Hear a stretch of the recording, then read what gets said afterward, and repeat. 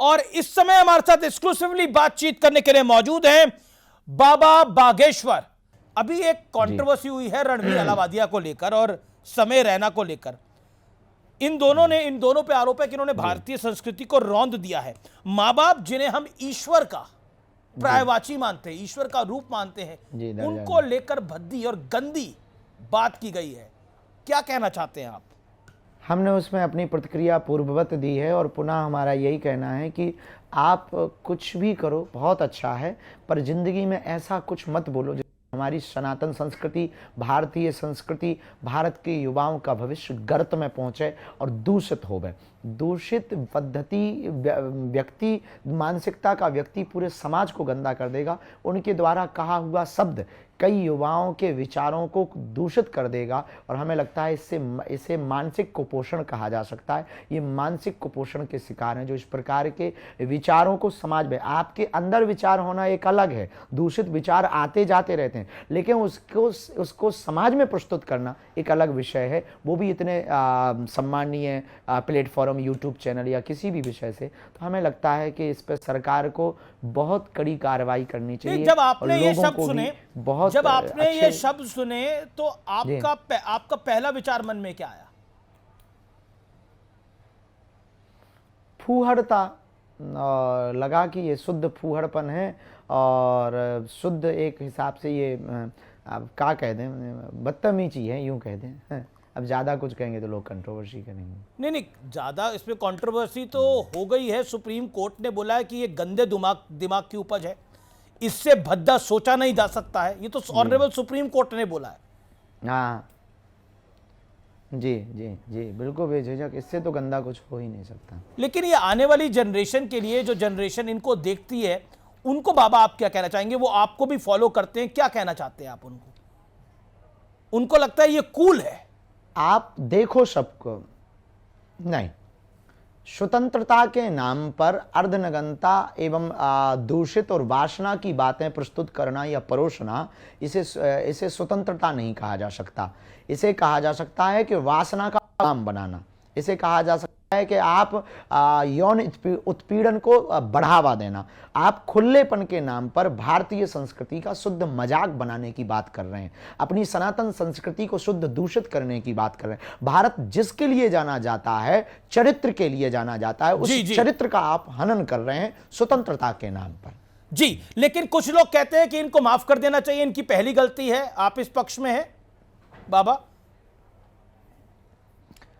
हम बिल्कुल भी इस पक्ष में नहीं है। माफ़, क्योंकि गलती जो सहज हो वो माफ़ की जा सकती है। ये वो गलती है कि बहुत विचित्र गलती है, हमें तो नहीं लगता कि ये माफ़ी योग्य गलती है। फिर जो कोर्ट निर्णय ले, समाज निर्णय ले, हम समाज नहीं है, पर हमारी मति अनुसार ये माफ़ के योग्य नहीं। जी, महाकुंभ चल रहा है, करोड़ों श्रद्धालु वहां पहुंच रहे हैं और कुछ दर्दनाक घटनाएं भी हुई हैं। ममता बनर्जी जो कि बंगाल की मुख्यमंत्री हैं, उन्होंने तो ये यहां तक कह दिया है कि ये महाकुंभ अब मृत्यु कुंभ हो गया है। इस पर आप क्या विचार रखते हैं? ये बयान हमको तो नहीं लगता कि उत्तम है, क्योंकि महाकुंभ मृत्यु कुंभ नहीं है, मोक्ष कुंभ है। महाकुंभ सबको सतमार्ग पर ले जाने का है, सनातन संस्कृति के प्रचार प्रसार का है। हाँ, जो घटना हुई है वो बहुत दुखित है, इसमें कोई संदेह नहीं। उस कारण से हृदय में पीड़ा है, सबके मन में क्षोभ है और कहीं ना कहीं लापरवाही तो हुई है। लापरवाही के कारण ये घटना हुई है, तो उस पर कार्यवाही हो, उस पर विचार हो। लेकिन महाकुंभ को मृत्यु कुंभ कहना ये दर्शाता है कि आप शुद्ध सनातन विरोधी हैं। लालू यादव कह रहे हैं कि फालतू है महाकुंभ। क्या महाकुंभ जैसी चीज फालतू हो सकती है जिसमें करोड़ों श्रद्धालु जा रहे हैं? नेताओं के बयान पर हमें टिप्पणी तो नहीं करनी चाहिए, पर हम एक बात स्पष्ट कर देना चाहते हैं कि अगर महाकुंभ फालतू है तो हज यात्रा भी फालतू है, चर्च में जाना भी फालतू है, चादर चढ़ाना भी फिर फालतू है, फिर तो कैंडल जलाना भी फालतू है, फिर तो जो है बुद्धिज्म को मानना भी फालतू है। इस देश में फिर तो माता पिता को माँ बाप कहना भी फालतू है। वो हमारी आस्था का प्रतीक है, जहां करोड़ों लोग जा रहे हैं वो फालतू नहीं है। लेकिन मेरा फिर सीधा सवाल है, महाकुंभ और सनातन को टारगेट क्यों किया जाता है? पहले बोला गया कि सनातन HIV एड्स है, फिर कहा गया कि महाकुंभ फालतू है, फिर कहा गया कि महाकुंभ मृत्यु कुंभ है। सनातन ही टारगेट क्यों? आपको क्या लगता है? आप भी क्योंकि टारगेट पे सनातन रहते के हैं। कुछ लोग बुजदिल हैं, वो जवाब नहीं देते हैं, चुप रहते हैं, जिस कारण से इनके बोलने की बातों में बड़बोलापन लगातार बढ़ता ही जा रहा है। इसलिए हम इस देश को हिंदू राष्ट्र चाहते हैं, ताकि आप कायदे में बोलेंगे, कायदे में रहेंगे तो फायदे में रहेंगे। एक सवाल, एक कंट्रोवर्सी, जब महाकुंभ में हादसा हुआ, दर्दनाक हादसा हुआ, आपने एक बयान दिया कि मोक्ष मिल गया है, उसको लेके कंट्रोवर्सी हो गई और कहा गया कि ये बयान बाबा बागेश्वर को नहीं देना चाहिए था। क्या कहना चाहते हैं आप? आपसे भी त्रुटि हुई थी तब? सफाई देने के पहले खेद व्यक्त करते हैं। दूसरी बात, हमारा मंतव्य बिल्कुल भी ऐसा नहीं था। अब उस वक्त सिचुएशन ऐसी थी कि घटना हो चुकी थी, सामने ही पूरा भयावह स्थिति थी, मंजर विचित्र था, छोटे छोटे बच्चे रो रहे थे, हमारे अंदर भी फीलिंग है हम, और वो पूरा कार्यक्रम श्रद्धांजलि समारोह था। अब ये तो हम कह नहीं सकते कि ठीक मर गए, क्या कहते, तो कुछ ना कुछ डांडस तो बंधाना पड़ेगा ना परिवार को। पर हमारी बात को दूसरे भाव में ले लिया, भाव का अर्थ अनर्थ कर दिया है लोगों ने। ममता कुलकर्णी को लेकर एक विवाद हुआ, किंगन अखाड़े को लेकर आपने भी बोला कि यह सही नहीं है। अब दोबारा उनको महामंडलेश्वर की नियुक्ति उनकी हो गई है। क्या कहना चाहते हैं इस विवाद पर, ममता कुलकर्णी वाले मामले पर? एक बॉलीवुड की हीरोइन है, सबको सम्मान से काम करने का अधिकार है, लेकिन महामंडलेश्वर की पदवी सवालों में आ जाती है कई बार। थोड़ा सा तो लगता है कि पदवी प्रभाव से नहीं होनी चाहिए, साधु स्वभाव से होना चाहिए। फिर भगवान, हमारे देश में आचार्य हैं, शंकराचार्य हैं, वो जो निर्णय लेंगे वो उचित लेंगे, उनके निर्णयों पर हम किंतु परंतु नहीं कर सकते। जी, अब मैंने देखा आपके कार्यक्रम के अंदर आपकी जो पदयात्रा चल रही थी उसमें संजय दत्त जैसा सुपरस्टार सड़क पर बैठ गया था। तो बॉलीवुड पर आपको गुस्सा भी आता है, लेकिन बॉलीवुड आप वाले आपसे आशीर्वाद लेने भी आते हैं। मैंने बड़े बड़े स्टार्स को आपके पास आते हुए देखा आशीर्वाद लेने के लिए। नहीं, हमारे हर रास्ते में दोनों पक्ष हैं। हम सत्य को सत्य और असत्य को असत्य बोलते हैं। जो गलत है उसे वो हमारा भी क्यों ना कोई, हमें गाली इस देश में इसलिए मिलती है, हमारी कंट्रोवर्सी इसलिए होती है क्योंकि हम मुंह पर और बेबाक और जो रियल है वो बोल देते हैं। मेरे आखिरी दो सवाल हैं। लोकसभा चुनाव में भारतीय जनता पार्टी की मनमुताबिक सीटें नहीं आई थी, 240 आई थी, बीजेपी पीछे रह गई थी और ऐसा लग रहा था कि अब पीछे की तरफ जाएगी। लेकिन प्रधानमंत्री ने नारा दिया, एक है तो सेफ है। योगी आदित्यनाथ ने नारा दिया, बटोंगे तो कटोंगे, और बटोंगे तो कटोंगे पे आपने बोला इसमें गलत बात क्या है? क्या आपको लगता है कि इसी वजह से हरियाणा, महाराष्ट्र और दिल्ली में प्रचंड जीत हुई है? ये जो हिंदू डिवाइड नहीं हुआ, आप क्या कहना चाहते हैं इस विषय पर? आप भी कहते हैं हिंदू डिवाइड नहीं होना चाहिए, और पर हम राजनीति के लिए नहीं कह सकते। क्या सबको अपना अपना अधिकार है वोट देने का, वो अपने हिसाब से वोट दें। तो भारत तो आज़ाद है, स्वतंत्र है, तो वो वोट डालने वाले भी स्वतंत्र हैं।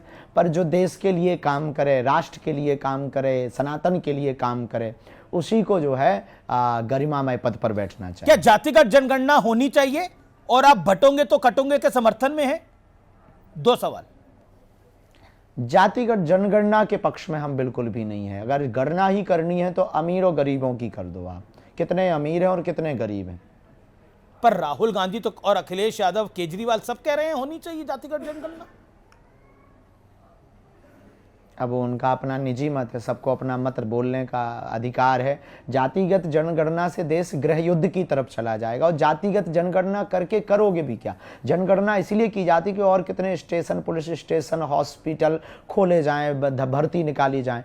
पर अगर जातिगत जनगणना करेंगे तो देश गृह युद्ध की तरफ जाएगा। और हम सबको भारतीय बनाना चाहते हैं ना, हम जातियों में बांट करके सीमित और संकुचित क्यों नागरिकों को करें? भारत के लोगों की सोच व्यापक करें, राष्ट्रव्यापी करें, नेशनलाइजेशन को बहुत ज़्यादा बढ़ावा देना। कास्टिज्म से हमें ऊपर उठ के राष्ट्रिज्म की तरफ जाना पड़ेगा। ये बड़ी लाइन बोली आपने, कास्टिज्म से ऊंचे उठकर हमें राष्ट्रिज्म, नेशनलिज्म की तरफ जाना पड़ेगा। एक चीज जो कि आरएसएस चीफ ने हाल में बोली और उस पर आपकी राय लेनी जरूरी है। उन्होंने बोला, मोहन भागवत जी ने कहा कि हिंदू समाज को इकट्ठा होना होगा। क्या आपको लगता है हिंदू समाज एक नहीं है? अभी तो नहीं है। आप मानते हैं इस बात को? अगर होता तो मणिपुर नहीं जलता, अगर होता तो बहराइच की घटना नहीं होती, अगर होता तो हम पर ही इतनी टिप्पणियां नहीं होती, क्योंकि हम विदेशी थोड़ी हैं, हम भी तो हिंदू ही हैं। और हमारे ही लोग हम पर टिप्पणी कर रहे हैं, और हमारे संतों पर टिप्पणी कर रहे हैं, महापुरुषों पर टिप्पणी कर रहे हैं, महाकुंभ पर टिप्पणी कर रहे हैं, गंगा पर टिप्पणी कर रहे हैं, और राम पर टिप्पणी कर रहे हैं, मंदिरों पर टिप्पणी कर रहे हैं। इसलिए तो हमने 23 फरवरी को सोचा है कि सबके मुंह पर तमाचा लगेगा कि जब अस्पताल में मंदिर नहीं, मंदिर में अस्पताल होंगे, वहां कृपा भी मिलेगी और दवा भी मिलेगी, और बुंदेलखंड के इतिहास में यह लिखा जाएगा। अक्सर हमने हॉस्पिटल के अंदर मंदिर देखे हैं, लेकिन यह पहली बार होने जा रहा है बाबा कि बागेश्वर धाम में अंदर अस्पताल बनेगा। तो भगवान की कृपा हुई, मन में संकल्प जगा, सबका सहयोग मिला, तो अब हमने प्रण लिया कि अभी तक अस्पतालों में मंदिर थे, अब हम मंदिर में अस्पताल बनाएंगे, वो भी बुंदेलखंड में, जी, और वो भी लेकिन बागेश्वर धाम पर। कैंसर हॉस्पिटल ही क्यों, कैंसर अस्पताल क्यों? कैंसर हॉस्पिटल क्योंकि हमारे यहाँ आदिवासी ट्राइबल क्षेत्र बहुत ज़्यादा हैं, और वर्तमान में कैंसर सबसे ज़्यादा फैलने वाला एक भयंकर रोग हो गया, जो समस्त लोगों के लिए, एक तो उसका इलाज महंगा है, उसका इलाज बहुत रेयर है, और वो बहुत कॉस्टली भी है, और बड़े बड़े हॉस्पिटलों में, कैंसर के हॉस्पिटलों में लंबी कतारें, लंबी लाइन, जिस कारण से बहुत ज़्यादा दिक्कत होती है। तो हमने सोचा कि अपने ही क्षेत्र में ये 17-18 जिलों के लिए एक सुविधा हो सके। मेरा आखिरी सवाल है, मैं 3 आपसे नाम लूंगा, एक एक करके, एक एक लाइन में आपको जवाब देना है। मैं 3 नाम लूंगा आपके सामने। मैं पहला नाम ले रहा हूं अभिमुक्तेश्वरानंद स्वामी जी का। ठीक है, महापुरुष हैं और वो अपना कार्य कर रहे हैं, अच्छा है जी। दूसरा नाम जो है वो है ये जो ब्रॉडकास्टर लॉबी है, जो पॉडकास्ट करते हैं, और इसमें जो रणवीर अलाहाबादिया, समय रैना, इनके बारे में एक लाइन में आप क्या कहना चाहेंगे? समय के साथ चलो, समय से आगे चलने की कोशिश करोगे तो गिरोगे। जी। अच्छा, अमेरिका के नए राष्ट्रपति बने हैं डोनाल्ड ट्रंप, उनके लिए एक शब्द आप कुछ कहना चाहेंगे? कान के कच्चे ना रह करके सबको लेकर के चलना चाहिए। तो हमें लगता है कि मैत्रीय देशों से मित्रता प्रगाढ़ रहेगी। जी जी। और अरविंद केजरीवाल के बारे में आप क्या कहना चाहेंगे एक लाइन में? आपके तो प्रिय हैं अरविंद केजरीवाल काफी। ठीक है, बहुत अच्छा है। हाँ, हमारे तो सभी लोग जुड़े हुए हैं, वो भी हमारे अपने हैं, सब हमारे हैं। क्यों? अच्छा, क्यों हारे अरविंद केजरीवाल? हारे क्यों? आपको क्या लगता है क्यों हारे? अगर विश्लेषण करें तो क्यों हारे आपको लाइन? हमको नहीं पता, ये दिल्ली की जनता बताएगी। ये दिल्ली, आपको क्या लगता है? आपके तो भक्त बहुत है दिल्ली के अंदर, क्यों लगता है आपको? नहीं, हमको नहीं पता भैया, दिल्ली के लोग बताएंगे। अब कुछ ना कारण तो हुआ होगा। मेरा प्रश्न ये है कि दिल्ली के मुख्यमंत्री को 2 काम कौन से करने चाहिए? बाबा बागेश्वर का आदेश क्या है दिल्ली के मुख्यमंत्री के लिए? हम आदेश तो नहीं दे सकते हैं क्योंकि हम कोर्ट नहीं है, पर हम सलाह दे सकते हैं। क्या सलाह है? यमुना जी साफ हो जाएं, वो सर्वविदित ही है जी। दूसरा, रिहायशी इलाकों का कचरा और ड्रेनेज सिस्टम ठीक हो जाए ताकि दिल्ली बहुत साफ स्वच्छ लगे। अच्छा, एक सवाल सोशल मीडिया पे आपके लिए आया है, अब मुझे हिचक हो रही है पूछूं कि नहीं पूछूं, लेकिन मैं पूछ लेता हूं, माफी के साथ पूछ लेता हूं। कहा जा रहा है कि आप इतने हैंडसम हैं, इतने स्मार्ट हैं, और आपकी तो शादी की उम्र भी है, तो बाबा शादी करने का विचार करते हैं या नहीं करते हैं? करते हैं करते भी हैं विचार, और जल्दी ब्याह भी करेंगे, और आपको भी आमंत्रण कार्ड देंगे, न्यूज़ 18 को भी आमंत्रण कार्ड देंगे। सूट अभी से मत सिलवाना, छोटा पड़ सकता है। पहले कुछ हमारे सपने हैं जो हम जगते हुए देख रहे हैं, वो हमें सोने नहीं दे रहे। हमें पहले इस बुंदेलखंड के लिए कुछ करना है। फिर तो मतलब कितने महीनों का या सालों का या दशकों का इंतजार करना पड़ेगा? नहीं, दशकों का नहीं, बस जल्दी ही हो जाएगा। जल्दी हो जाएगा, जल्दी हो जाएगा। हम 95 साल में थोड़ी करेंगे। जी, बाबा बागेश्वर, आपका बहुत बहुत धन्यवाद, और आप बहुत बड़ा काम कर रहे हैं, कैंसर हॉस्पिटल बना रहे हैं, बहुत बड़ा काम कर रहे हैं। इसके लिए आपको, आपका बहुत बहुत अभिनंदन है। बहुत बहुत धन्यवाद हमारे साथ जुड़ने के लिए आज।